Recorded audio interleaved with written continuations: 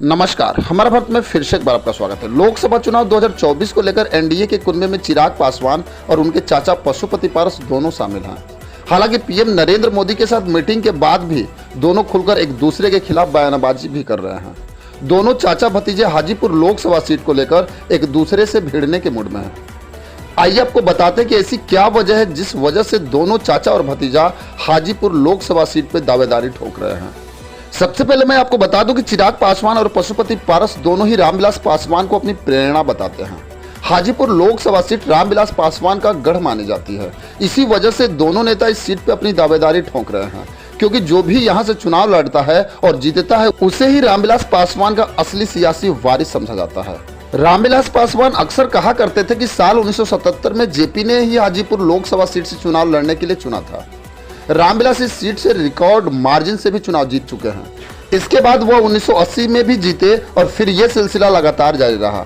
कहा जाता है कि लंबे समय तक हाजीपुर को लोग सिर्फ दो ही वजहों से जानते थे, एक वहां के केले और दूसरे रामविलास पासवान के नाम से। जहां रामविलास पासवान ने साल 2000 में लोक जनशक्ति पार्टी बनाई, वह हाजीपुर लोकसभा सीट से सिर्फ 2009 का चुनाव हारे। इस चुनाव में नीतीश कुमार बीजेपी के साथ थे और एनडीए जबरदस्त प्रदर्शन किया। बिहार की 40 में से 32 सीटों पर बीजेपी ने बाजी मार ली। साल 2014 में एलजेपी एनडीए में शामिल हो गई और इस चुनाव में एनडीए को 31 सीटें मिली और एलजेपी 7 सीटें जीतने में सफल रही। वहीं साल 2019 में एनडीए ने बिहार की 40 में से 39 सीटें जीत ली। इस बार एलजेपी ने सभी 6 सीटों पर जीत दर्ज कर ली।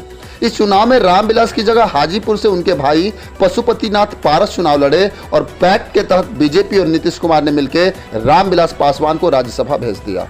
अक्टूबर 2020 में रामविलास पासवान की मौत के बाद चाचा भतीजे में अनबन होने लगी। इसके बाद पार्टी में दो फाड़ हो गए। पशुपति पारस को मोदी सरकार में मंत्री बना दिया गया। बीते हफ्ते एनडीए की मीटिंग में चिराग ने पशुपति पारस के पैर छुए तो लगा कि दोनों चाचा भतीजों में तल्खी कम हो गई है, लेकिन ताजा बयानबाजी के बाद यह स्पष्ट हो गया है कि दोनों हाजीपुर को लेकर आर पार के मूड में हैं। बीजेपी ने अब तक इस मसले पर चुप्पी साधे हुई है और अमित शाह और नरेंद्र मोदी इस पर कुछ नहीं बोल रहे हैं। खैर, आगे देखिए क्या होगा।